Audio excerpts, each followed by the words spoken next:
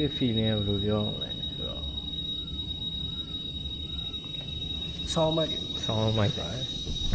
ဆောင်းမိုက်ပါတယ်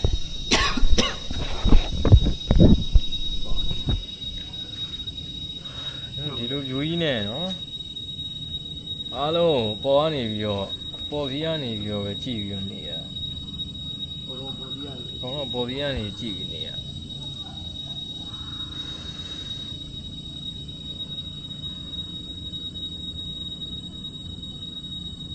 အားလုံးရဲ့အမြင်မှာပဲနေရ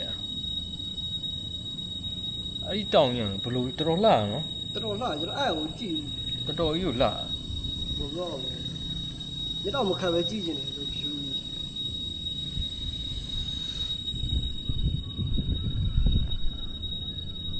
တောင်မဟုတ်ဟာကျွန်းဟာကျွန်းနဲ့တောင်နဲ့အတူတူပဲမှလားဩ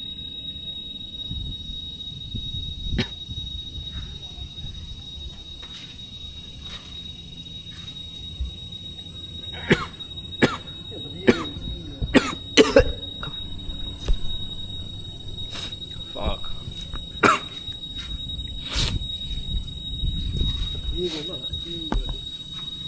အဲ့လိုဒီပဲဒီရောဟုတ်တယ်ဟုတ်လို့လားဟုတ်တယ်တော့တည့်ရည်ကြီး